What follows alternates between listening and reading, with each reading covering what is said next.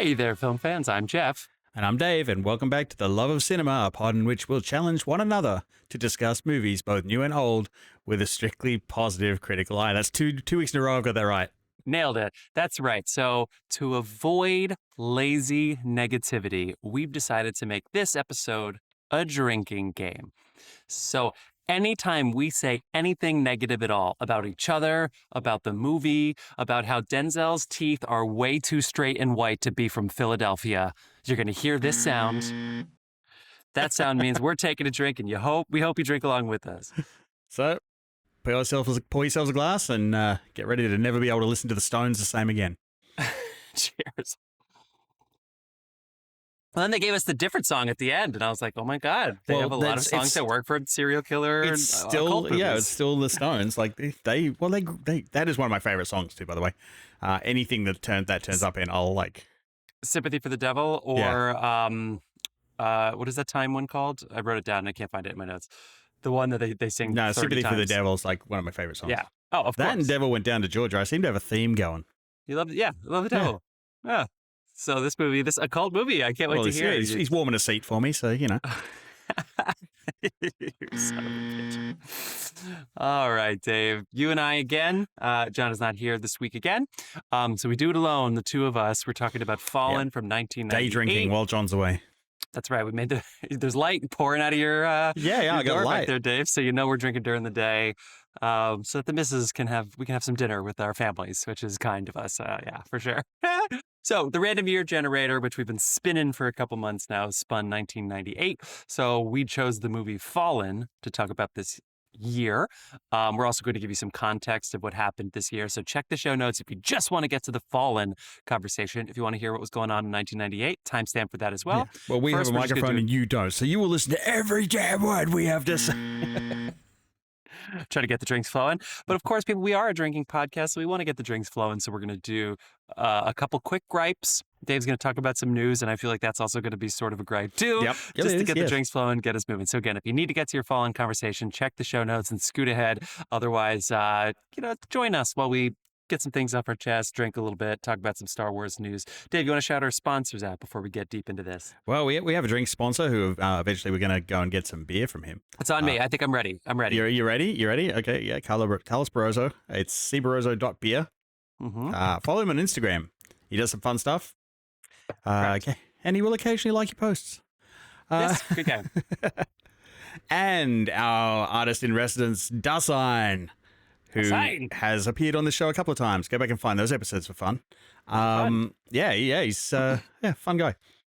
And he stopped copyright striking us. So yeah.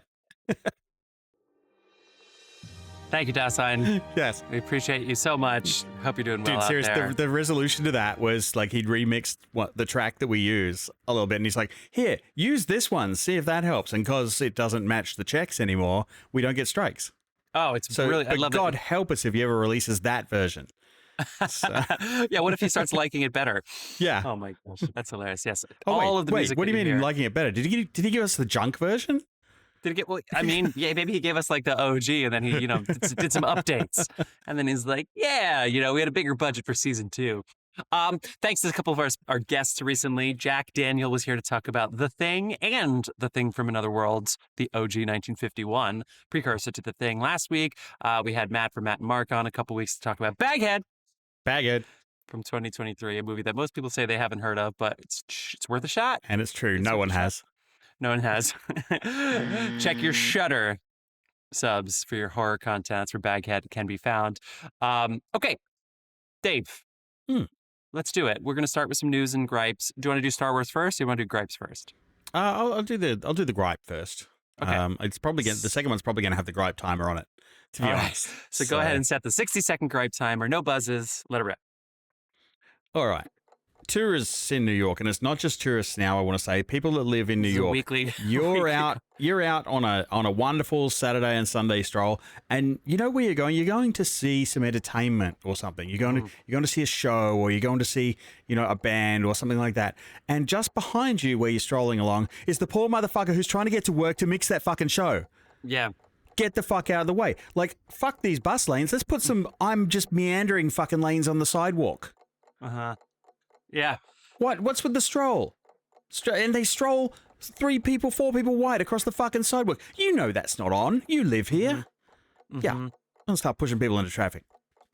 Okay, that... I went too far. I don't think that counts in your buzzless 60-second. I was like, when you start threatening to throw people into traffic. I'm like, let's see what we can get away with here. Apparently that's the line. Yeah, there's a line somewhere for sure. Always a line. Yeah, it's a weekly conversation. I was with my brother and sister-in-law the other day, and they had the stroller, and all the people that stop like in the little ramps to get up on, they're just standing there. Or people, this same thing. We're walking. We're like, we can't go. Like, why? If we're mad at you and we're using with a stroller that has a baby and a dog in it, you're going too slow. Get out of the way. Please, spatial awareness. Well, it's like, you're strolling along and you're looking for the restaurant you're going to have lunch before your show. I'm trying to get past you to start the pre-show checks for that show. Yeah, exactly. And yeah, funny. Well, speaking of that, here, my gripe goes right off of that. So go ahead. Here we go. I haven't written anything down, so we'll see. Last night, Angela and I saw Mike Birbiglia at the Beacon Theater. Now, Angela just flew back, literally like 25 minutes before we had to go to the show. So thank God that the flight wasn't delayed. And thank you for my brother for the tickets. Definitely wasn't the Southwest. Beacon Theater in New York City is awesome. It's an awesome venue. And so we got there 5 minutes before, 10 minutes, almost 10 minutes before the show. Apparently, half the theater decided not to get there until it was supposed to start. And so, I mean, people were coming in half an hour late, drinks, talking loud. The ushers were coming in with the flashlights and everything. And this is happening with Broadway shows too. Nobody gets anywhere early anymore. And so everybody has to get there at the same time. And then the bathroom lines, it was so crazy that we were in the drink line and we were next. And they were going in front of us to get by. And we're like literally right in front of the bar. And that's how like crazy and hectic that opening lobby is. People, we got to get to shows on time. And then if you enter, please don't talk to everybody while there's literally a comic on stage. There's a comic on stage and they're talking to each other. Yeah, I mean, those lights, show etiquette's gone out the window, I want to say. Lately, people are misbehaving. I still can't get past motherfuckers that come to town and wear shorts to the theater. It's like, what are you doing? You're going out. You're going to the theater. Do you know, like, the last guy wore shorts too, and now your legs are touching. How does that feel? I should also say it's bothersome that the lights right on the other side of the door are very bright. There were a couple times where I thought like we were being like filming, like film lights were coming, but it was actually just the lobby door opening. And I turned back and there's like a bright shining light coming into the theater. So every time somebody enters late, I could see this light like in my eyes. It doesn't make any sense. You got to kill the lights right on the other side of the door. It makes no sense. Yeah, it's quite funny because like basically, technically it wasn't a date, but it was the first time we ever went out to the theater together with my now wife, and she was horrendously late for the show. Like she was like almost 10 minutes late, and I somehow managed to distract the house manager, so they didn't like hand over the house. I held the curtain on that show. Yeah, I was at a college show, and one of the voice teachers, I was in the voice teaching community there, was late, and so we asked the stage, we stalled so that this person could be on time. Yeah, it works. Yeah. Pisses everybody else in the theater off. Like you're pissing off a couple of thousand people, but whatever. Yeah, and I'm cool to go with the flow. People come late. That's why you have opening acts in a way, to kind of like settle the house a little bit. But man, also I want to say curtain times have got a little crazy now. Like it used to be 8 p.m. curtain done, 8 p.m. curtain, 1 p.m. matinee, and now it's like you got a 7:30 curtain, you got a 7 curtain, you got like it depends on what show, what night. Like they're just all over the fucking place. My God. All right. But yeah. Star Wars, Dave. Let's do it. I'm going to be talking about this a little bit later as well. I hope you're talking about Acolyte. In what you've been watching. Yeah, I'm talking about Acolyte and the buzz that it got. I'll start the timer. Fuck it. Okay. These fucking feral Star Wars fans that are just review bombing this shit, giving it 1 star simply because it has a female lead or a woman of color leading it. Like, go fuck yourself.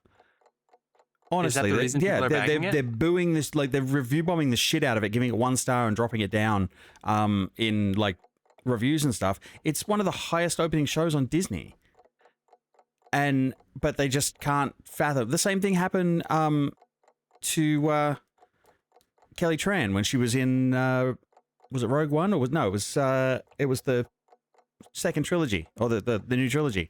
She got so much hate. That's true. Because she was a woman in Star Wars that she had to cancel a social media account. And it's like, it's not cool. What do you shouldn't be here. You're out of the club. Go the fuck away. Fuck off. Yeah. No, you're right.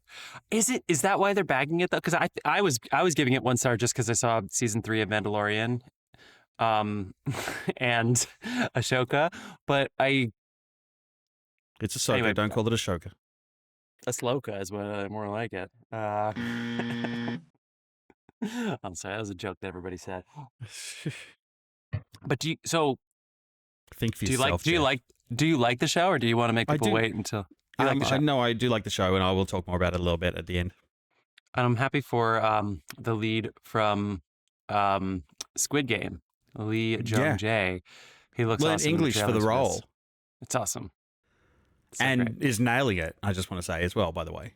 All right. Carrie-Anne Moss getting work. Yeah, good cast. Awesome. Okay, well, Dave, I respect your opinion. I'm curious to check it out, even though... Yeah. No, look, you think what you like about the show, but if you're basically 1-star reviewing it because of like a tiny bit of minutia, as I wrote on Threads this week, that just makes you look small.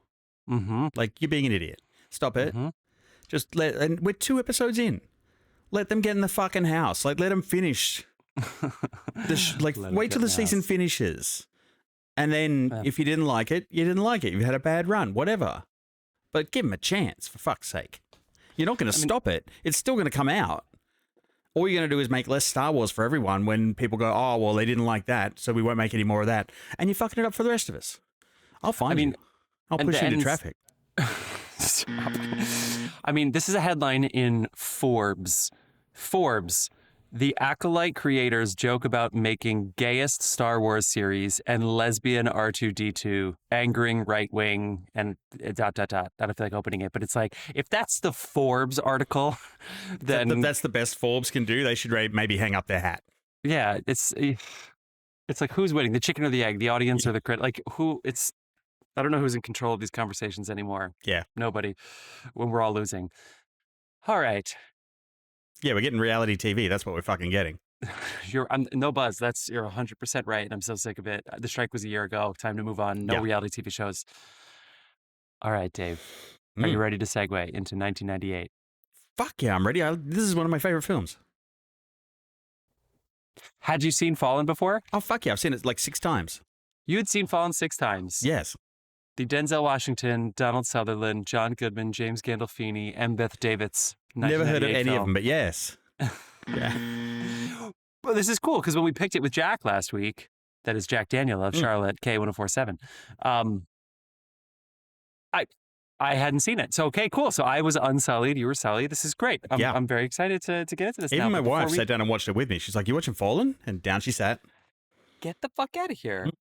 All right. Anyway, well, we're going to set up the year first. Let's talk about the year. Little 1998 context, and then we'll get into our featured conversation about Fallen. So, Dave, 1998, we like to start with the box office. Do you have a recollection of what came out this year? Do you have a guess? No, I was so drunk in 98. Well, we have talked about this movie on our podcast, the #1 movie, because it did come up in our summer box office face-off. We took the highest grossing summer blockbusters of each year and pitted them against each other to determine the best summer blockbuster of all time. And this was in there. #1. What did we determine? Go back and listen. Armageddon, Dave. Armageddon was the highest grossing film worldwide. It came out in 1998. $553 million. Also worldwide. a great safe word. Yeah, I never understood the multiple syllabled safe words. Saving Private Ryan comes in at #2 with $481 million worldwide. If you're at the point when you need a safe word, that's a lot of outtake of breath. You can put as many syllables in there as you like. Because it is right up there. Moving on. Godzilla, the Matthew Broderick Godzilla, actually had the highest weekend debut in 1998. Everybody loves Godzilla. I had fun with Godzilla. Yeah. Not necessarily that Godzilla after they saw it, but everybody loves Godzilla. Godzilla the Lizard.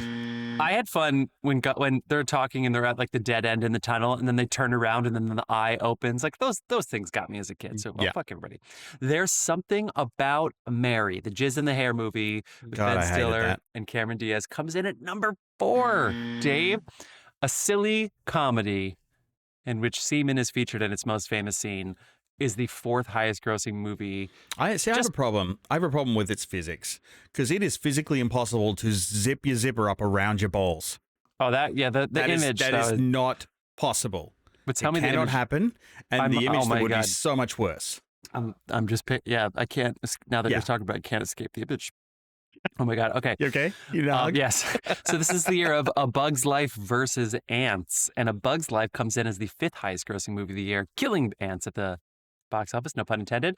And then rounding out the top 5, you have Mulan, Dr. Dolittle, Eddie Murphy remake, of course, Shakespeare in Love, your Best Picture winner at the Oscars. That's Harvey Weinstein's only Oscar. Yep, that's right. No, that's what you get for mentioning that kind on this film. Lethal Weapon 4, which is fun, and The Truman Show comes in at number 10. Other movies that made some money include Enemy of the State. I love Truman Show. I love Enemy of the State. You've Got Mail made $250 million worldwide. Mask of Zorro. Rush Hour won the box office a couple weeks in a row there. You've Got Mail, like, loosely based on a She Loves Me musical, I think it was.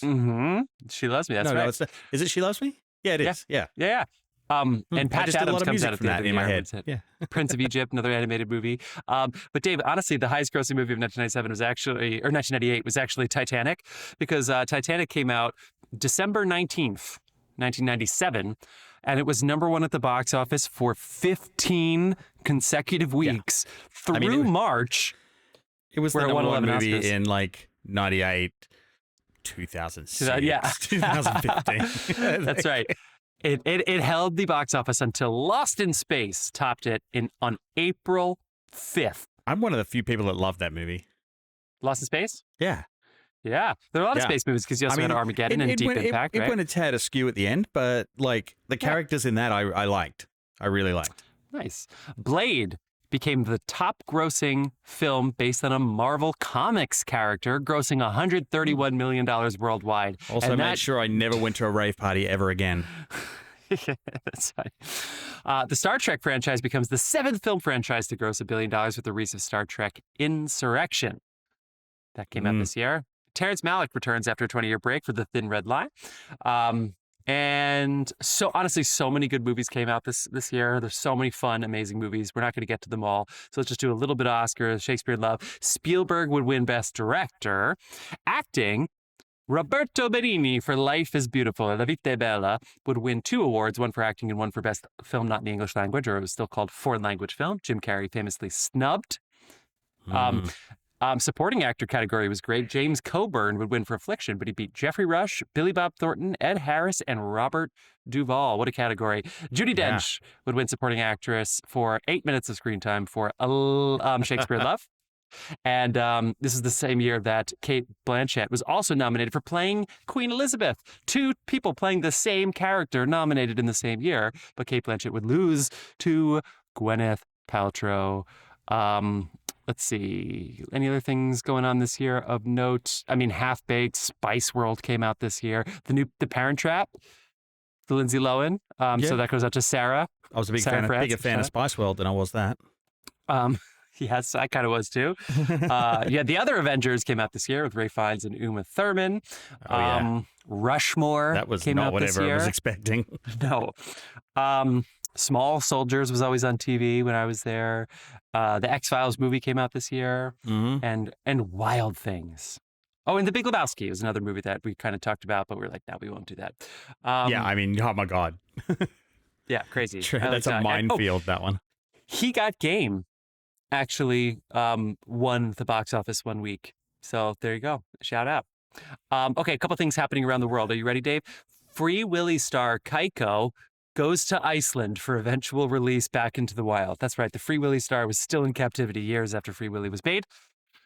2 U.S. embassies were bombed simultaneously. So you're going to make a Free Willy reference before I talk about bombing embassies? I was not going to make a Free Willy reference. I was going to make a music industry reference. Well, talking about like bombing American Idol. Better to come in second. Yeah. The U.S. embassies in Kenya and Tanzania were bombed, and they were blamed on Osama bin Laden. Gee, I wonder if we'd ever hear that name again. Let's see. Northern Ireland. Peace sure it's at the bottom of the baby book. It's at the bottom, the very bottom. Oh my God, there was finally a peace agreement to stop the bloodshed in Northern Ireland. The Clinton impeachment trial was initiated in October, ironically or not, costing Republicans an incredible amount of seats in Congress, despite the fact that the president was on his second term. And usually at those midterm elections, doesn't do well. But Democrats gain seats largely because of the impeachment trial. You know what? If I was president, knowing what I know now, and the fact that, you're about to have a convicted felon as a nominee, I would have just saved the American people some money and go, yeah, I fucked her. But then they would have lost the midterms, Dave. Would they? Would they? And they didn't have sex. Good point. No buzz. Actually, they didn't have sex, but it doesn't matter. It was still an assault neither did for Kristen sure. Stewart, but everyone believed that. Harassment or something. Good point. Anyway, Monica Lewinsky and Bill Clinton technically denied the sexual encounter in 1998. They didn't admit it until later. Like, I know Twitter or X or whatever the fuck they call it now these days is not a thing, but Monica Lewinsky on that is hilarious. Right. Yep. She is owning the internet on a daily basis. She's the best. More news. The search engine Google is incorporated as a private company in Menlo Park, California by Larry Page and Sergey Brin 2 years after Alphabet. And then it was incorporated into everything, and they got sued. Yep. Yeah. Except this year, Microsoft also became the biggest company in the world, valued at $261 billion on the New York Stock Exchange. France wins the 1998 World Cup. The Winter Olympics in Nagano happened and introduced snowboarding and women's ice hockey as new sports, along with reintroducing curling. So I don't know what the Winter Olympics were like up until this point. Action-packed, I'd say, if curling was missing. Yes. Yeah, they had to bring it back. People were like, we demand this come back. Dude, we need something to calm everyone down. Tara Lipinski would become the youngest person to win a champion. The stone people are complaining. At 15 years old, the stone people, get out of here. The court ruled that Quebec could not secede from Canada. That was a funny piece of news that I didn't really know about. Yeah, me either.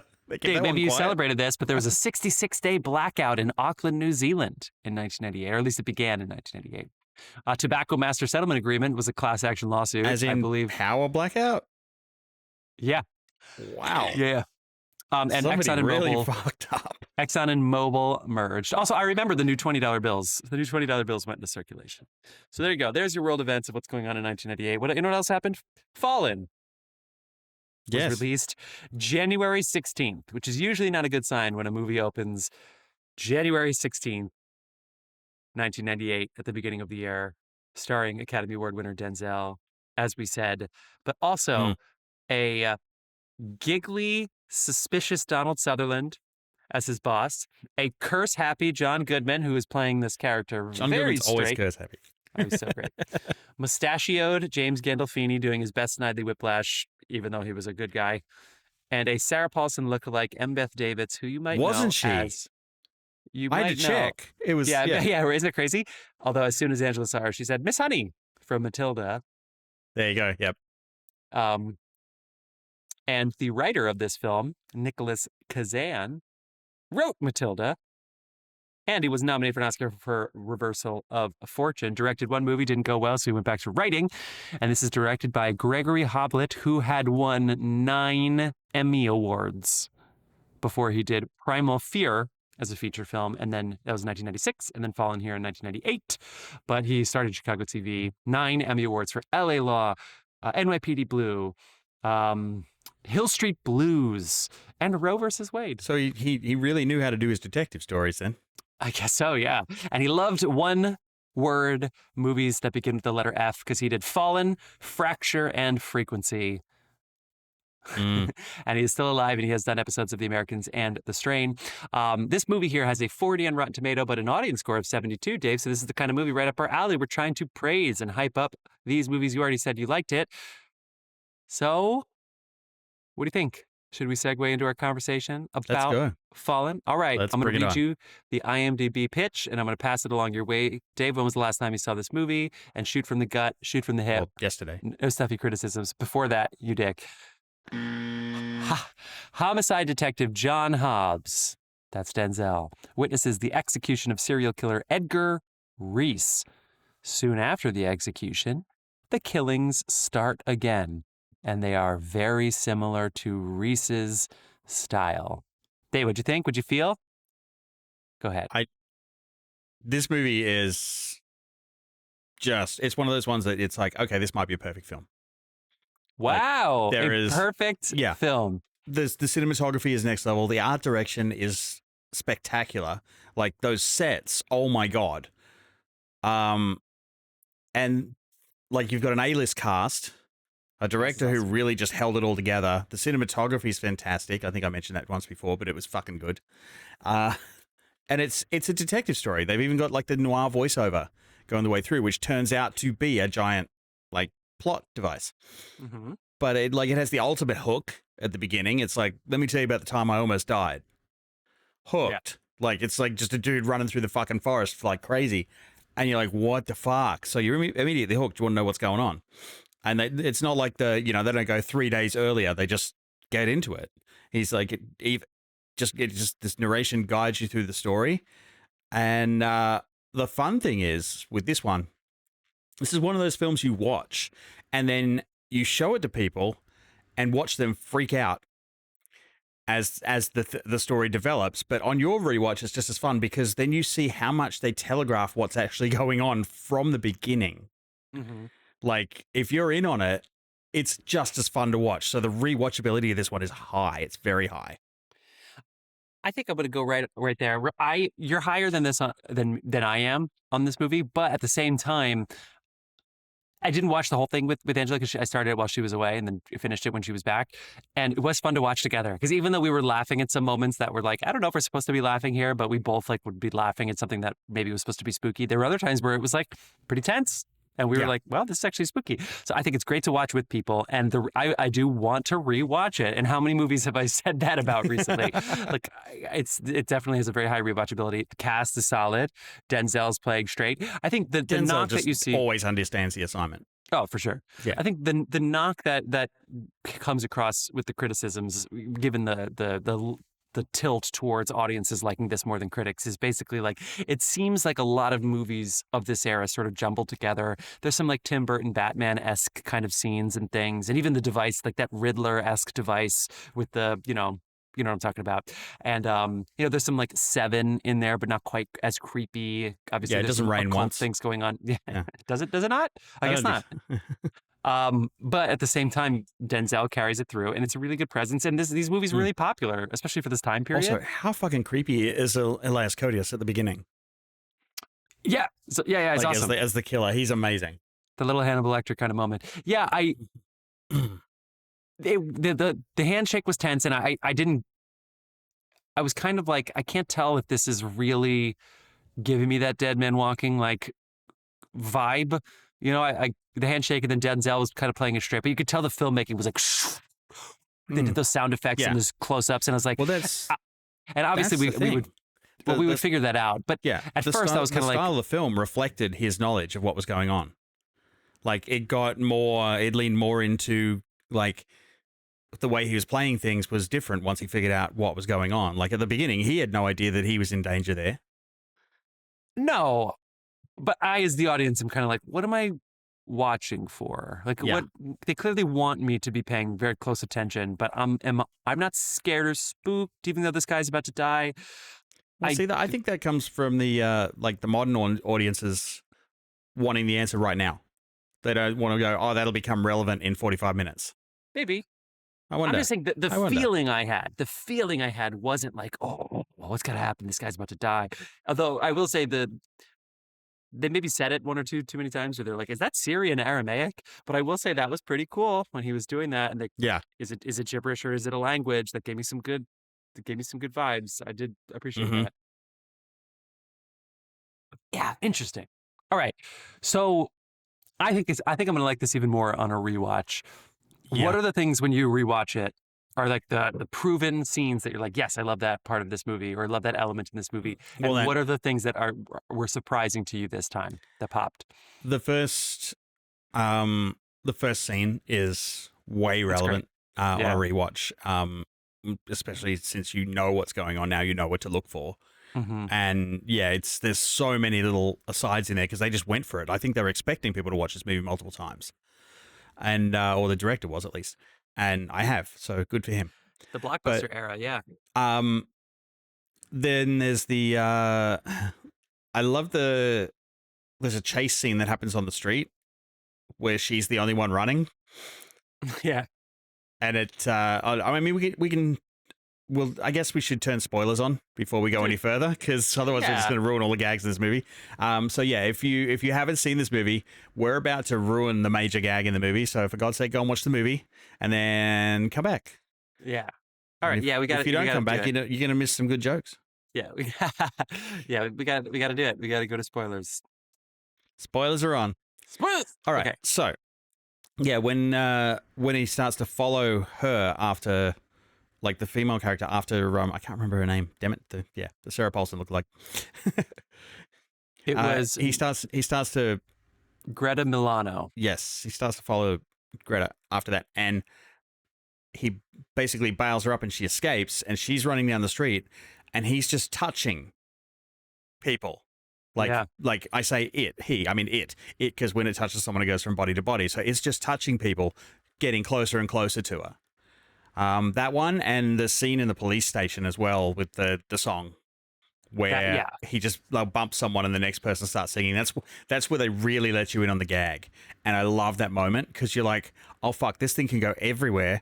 And of course they do give you the answer at the end, of how it ends up as it does. They give it away 20 minutes into the movie.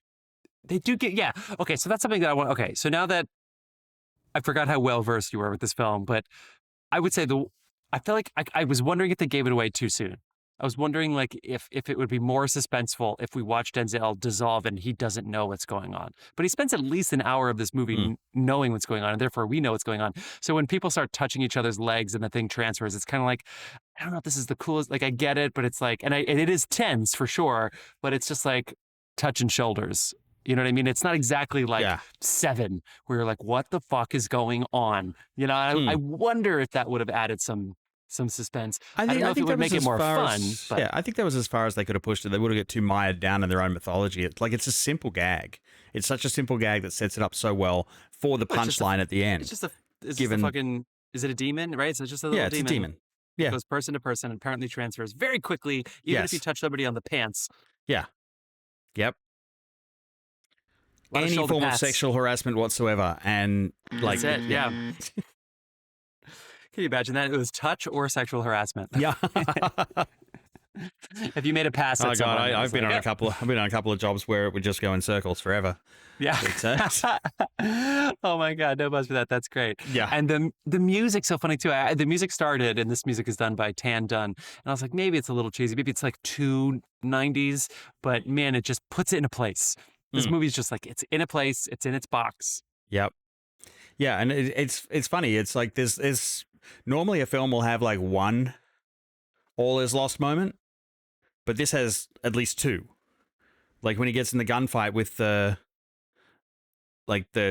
school teacher that this thing has possessed, and he guns him down in the street, and like he's on charges, he's on the run now, and you're like, and then this thing comes in his house and kills his fucking brother, which was brutal, I might add. Like you don't ever see it; they just find him. But they've set so much time up as making him a complete innocent that when they do it, you're like, oh, it's fucking on. Like that really sets this thing up as how evil it fucking is. And the fact that the guy has a kid as well. It gets to the point where it's all is lost, and then it does it again at the end. Mm-hmm. But each one gets each character, each side of the team gets an all is lost moment as well. I definitely want to get to the end. Couple fun bits of trivia here though. James Gandolfini is in this movie again, playing some weird mustachioed. This is right before he started doing The Sopranos. And one of the female cop, the female detective in this is played by Aida Turturro, who is John Turturro's cousin. She plays Detective Tiffany. She plays Janice in The Sopranos. How about that? And this became a cult classic because it did not do well at the box office. I guess it's not too many bits of trivia here, but the tagline is "Don't trust a soul." Yeah. Well, that's one of the beauty parts. Once they establish the gag, they start using the camera to just hold on people a little longer, and you're like, "Is that it? Is that him? Yeah. Is it in him? That's what I mean. Is it in them?" I will say, Dave, I wish they did more of that, because that first time where you see it ends up being the skinny guy who like is mad at his boss, and then the guy's in the tub. That first time, I'm like, what the fuck is going on? And I like that. I wanted more. What the fuck is going on? I wanted to get closer, but then be disappointed or something. Yeah, and I feel like they told me too soon. I wish they strung me on more. That is a very fine line to walk, because while you like that, a lot of other audiences don't, and they'll just tune the fuck out on your movie. Like, imagine this. This is one of the reasons this is good for this generation. As a modern rewatch, because a lot of people have a very short attention span. This gives away the gag early, and then it's like, how the fuck is he going to beat this thing? Yeah, so but then it gives away riddles. the gag and then poses a question. But then like Seven, which not to keep comparing, Seven's a better movie, but like absolutely, the riddles, no one's denying that. Yeah, they have the riddles though. You said it's a perfect, well, whatever. I'll put fucking whatever. They have the riddles its entire too. Production value. Yeah, they have the riddles. You have this kind of like, what's going on? They're playing hot potato with it. But once I know they're playing hot potato with the demon, it's not as cool. But if I didn't know it was a demon, then this little hot potato game and the changing of perspectives, and then this random guy who just seems weird and small has a body in his tub, and it's like that. I could have done another hour of that, and then Denzel playing cool. By the way, his teeth are so good. His teeth is, I don't know why it was so obvious in this movie, but goddamn, his teeth were so good. I'm gushing for the teeth. Denzel's teeth. You're playing me off Oscar style. It's just this again. It's great. I really, really like it. I love the cast. I love how John Goodman was playing it so straight. Yeah. That I was like, maybe he just wanted to play. Yeah, yeah. Well, and then all of a sudden at the end, I was like, of course, I should have expected this. And anyway, let's talk about the end, because the ending is great. I love it. Yeah, just quickly, I want to bring up one point as well. There's a lot of subtle stuff in this as well. Right.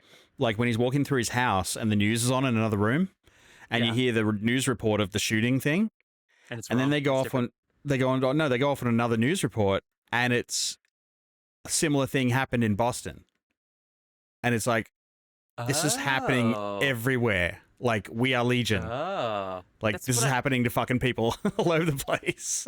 Wait, so are there other demons then? That poses that question. They never really draw attention to it. They just throw it out there. So if you catch it, it's for you. Interesting. And I didn't notice it until this rewatch. Oh, man. I'm still finding things after like 20 years. I love that Denzel did ride-alongs for this, which is hilarious because he would later win an Oscar for Training Day, which maybe he should, maybe shouldn't have. Yeah. He probably should have won a second for Malcolm X, but he did ride-alongs with this, which is really cool. And he loved the fact that they had multiple pairs of shoes, that these detectives would keep a spare set of boots in their trunk in case they would, go to a crime scene, so that if they got blood on it, they could just turn it back in. I do that with AMC Times Square. Oh my God. And I also love that Nicholas Kazan, the writer, specifically wrote the role of Jonesy for John Goodman, which why wouldn't you? Yeah. Why would you write? And also, Dave, we're clairvoyant again, because we picked this movie, which I have to admit, if I had heard of it, I forgot that I had heard of it. So for all intents and purposes, I'd never heard of this movie. It didn't exist. Okay. But I didn't even touch that. But did you buzz that? John Goodman was on the Smart List podcast this week. Huh.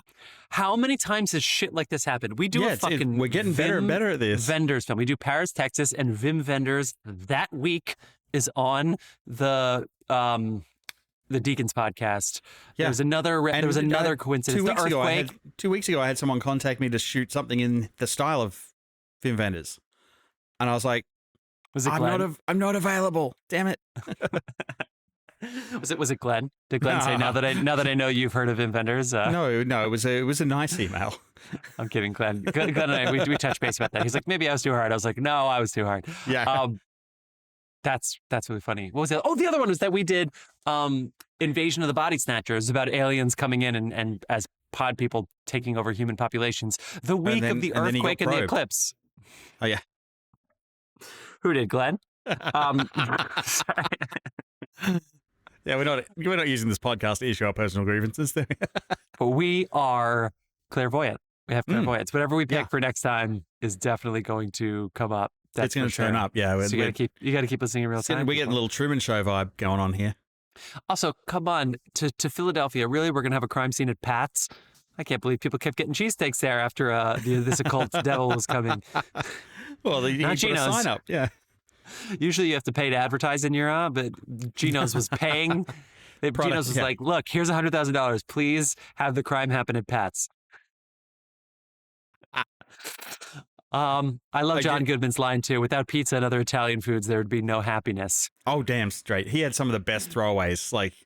And he delivers them just totally deadpan. I love how. I wonder if Gandolfini was like, "Oh, he's going to play it that straight." I know he's the killer, or he's going to come up at the end there. But that's how straight he's playing it. He's like, "All right, I'm going to be a fucking whack job.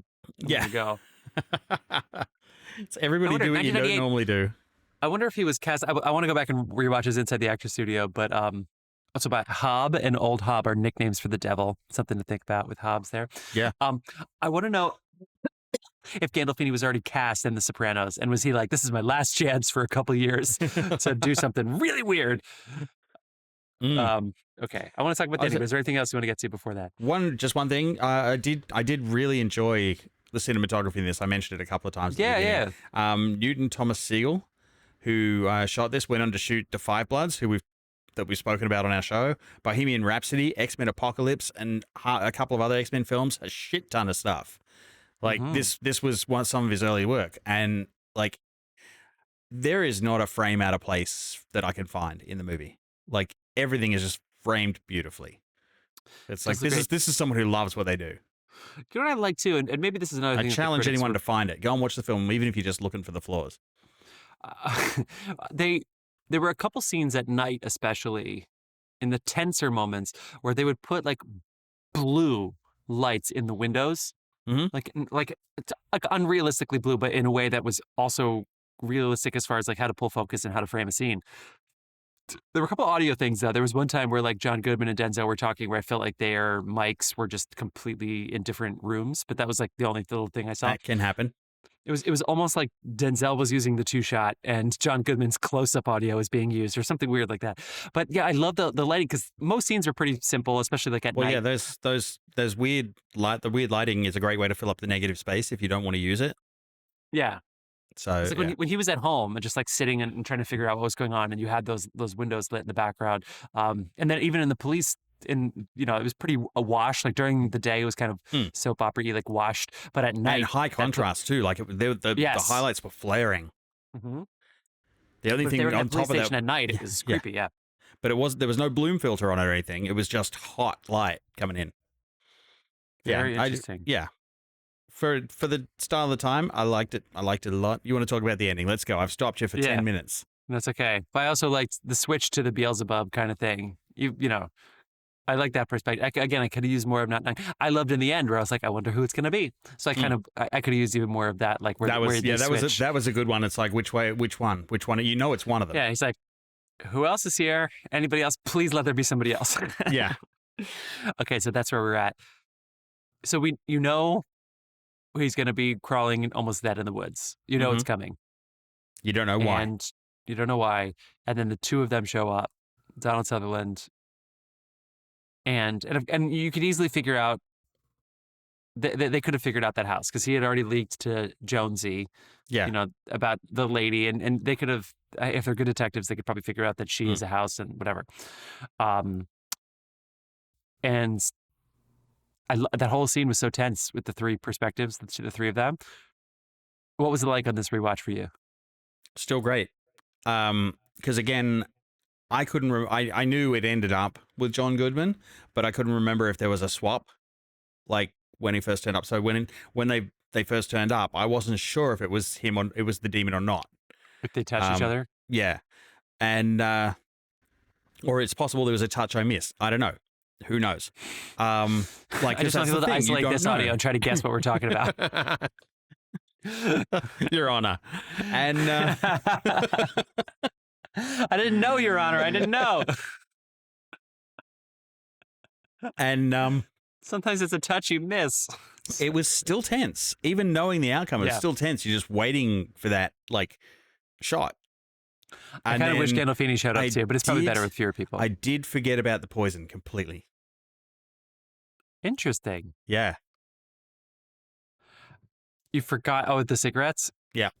it was again. Angela and I were like laughing, and she didn't even see the beginning of the movie, but it's like, yeah, I thought you quit smoking. I did. After a while, I was like, those kinds of things are fun. They're like to watch with people. They're funny, Yeah. right? Except this was a plot device because he needed something that was slow acting. It's pretty good. Yeah.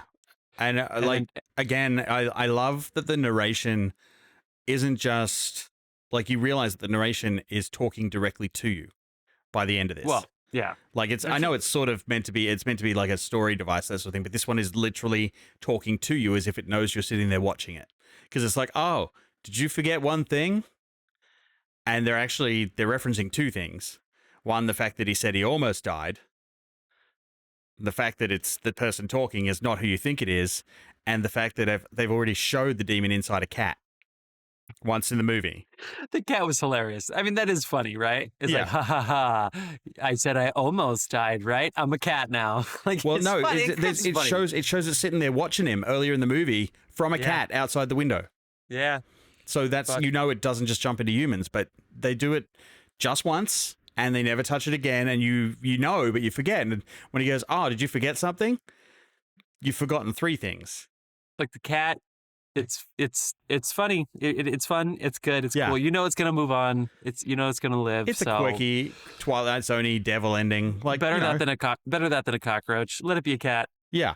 We all assume cats are possessed by something anyway. So at least they didn't flash his eyes or anything. Hey, Dave, according to IMDb, do you know who else was considered for the role of John Hobbs? No, who? Arnold Schwarzenegger. Oh my God, that would have been a fucking travesty. I just witnessed you do the whole movie in your head, but putting Arnold Schwarzenegger in Denzel's body and realizing, nope, that's not good. Yeah. What do you mean it's a demon?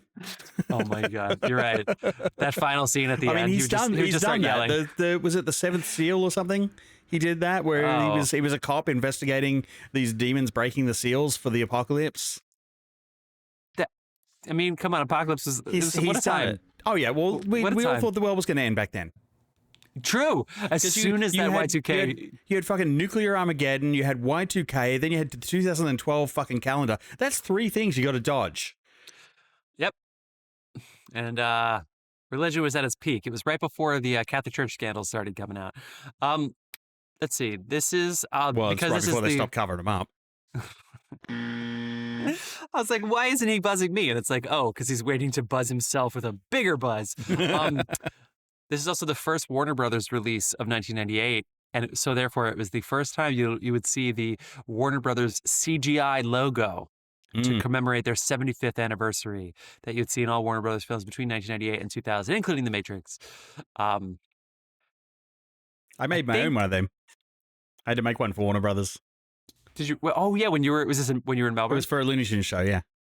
For a Looney Tunes show? They didn't have them?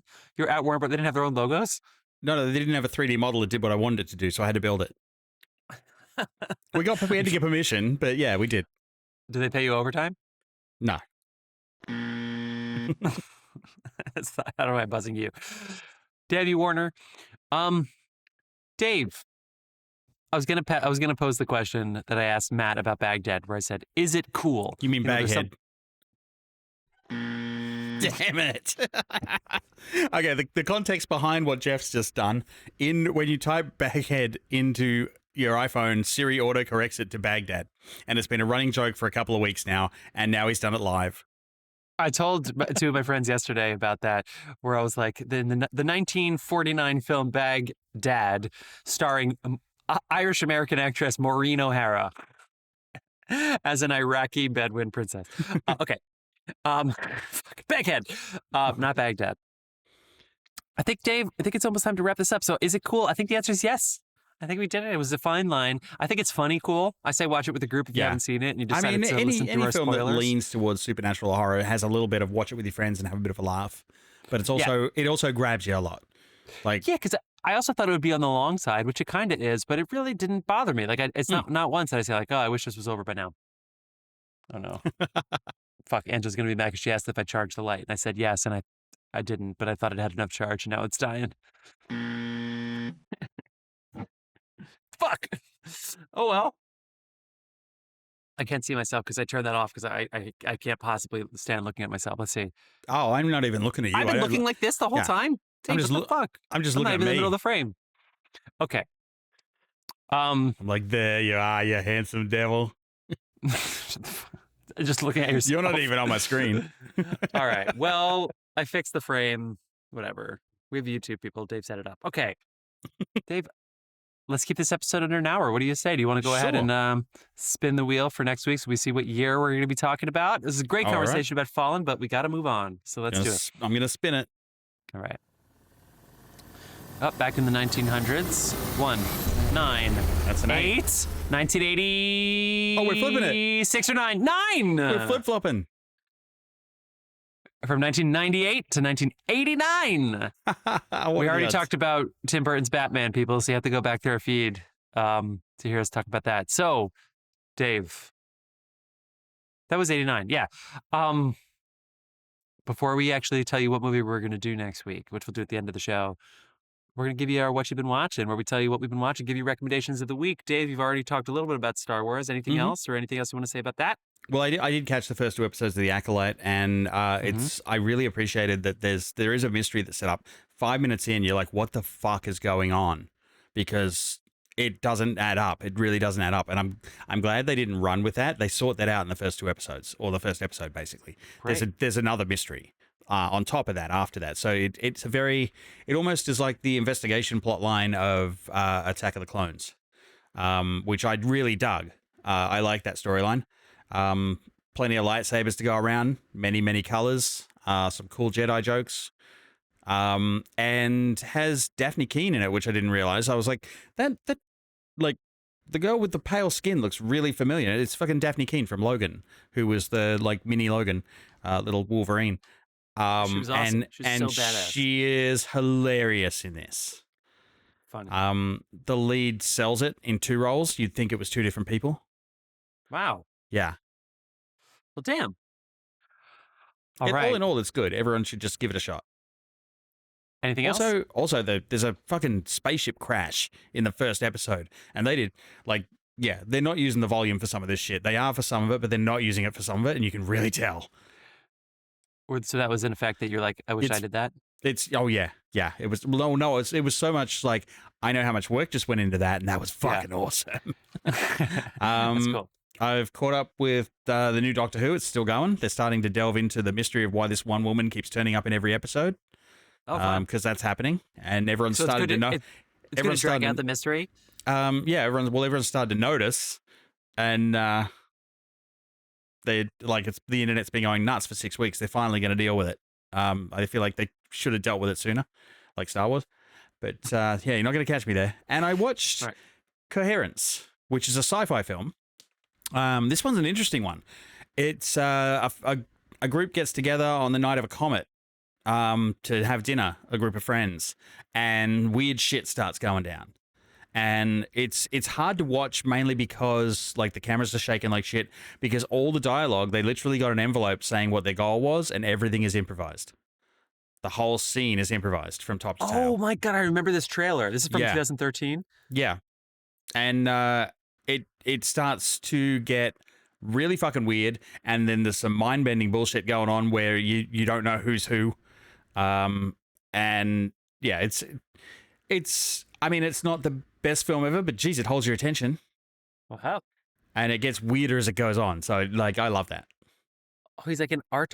He worked with Gore Verbinski a lot. So he like was an art director on the director. This is James Ward Burkett, worked on Rango and Amazing Spider-Man 2. Interesting. All right. Yeah, it's worth a look for something different, because again, all of the dialogue and scenes are improvised. They only ever jumped in if they got too far off track. There's a Dateline article from May 28th, 2024 that says new Coherence film from James Ward Burkett and her producer Kate Andrews. So did you know that they're going to be doing a follow-up to this? I did not. Good timing. Here we go again. Dave, we are clairvoyant. I just looked this up because I was like, how? Literally, that article came out 2 weeks ago. No way. Wow. It's true. Okay. I saw, as soon as our episode ended last Sunday, I watched Uncle Buck, Angela's Oh my never God. seen it. It's one of her favorite movies, and it's so fun. I don't know why I just missed it. I've seen all the John Hughes. I love John Candy. Have you seen Who's Harry Crumb? I guess I haven't seen all. Find Who's Harry Crumb. Okay. Who's Harry Crumb on the list? Okay, cool. So I did that, but I feel like I watched something else that was good. But the big thing for me though is that, Dave, when we spun 2023 and we were like, what are we gonna do? Like we 2023 was yesterday. Like basically, what are we gonna do? And we really wanted to do Godzilla -1. Yes. We had talked about that. But neither of us had seen it, and it was nowhere. We Googled it. We were like, there's no information about a release. It's out in Japan and not in America. And then I think it was June 1st. It was all of a sudden, it's on 3 Netflix. days later. Yeah. All Netflix needed to do was tell us it was coming, and we couldn't Everybody even said that. hunt But it. then also, it has become one of the most watched things on Netflix because the internet did all their advertising for them. Everyone's like, they just dropped this thing. Yeah, so I was like, I have to watch this now, and I watched it, and it's so good. It's so good. It honors the original, which You really want to blow your mind? Look up the visual effects budget for that. is it not a lot or is it a lot? It's not a lot. It looks so good. It's not a lot at all. It was really, really horrifyingly amazing, and the story was simple. It was great. And I have to do the thing again where it's like next week I'll remember something else that I watched this week. But those are the two big movies that I watched this week, and I'm so happy to have done it. But let us go ahead and take a quick break so we can pick our movie for next week and then tell you all. Let's do it.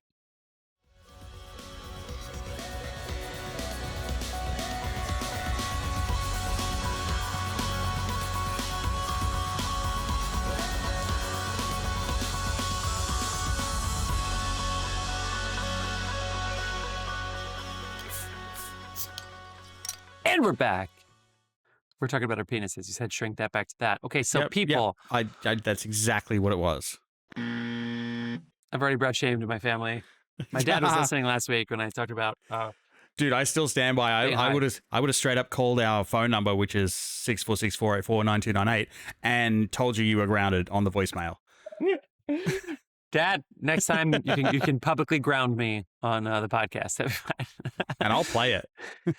Say, people are here to see what movie we're talking about next week. And luckily, our movie is streaming on Max. And it's a movie neither of us have seen, even though we both sort of regret that fact. But thank God we have this podcast. This has been circling my radar for a couple of weeks, actually. It keeps turning up. And given our, the fact that we keep predicting shit, I'm sure it's got something coming up, like a revival. So, without further ado, next week-ish, 1989 film, Leviathan, which is streaming on Max. On Max. Watch Leviathan on Max. If you and then call that number I mentioned. And you could say, I can't believe you've never seen this. You have no credibility left anymore. Please call or text that. Please. Yeah. Call up and tell Jeff to stop hitting his fucking desk. Whatever.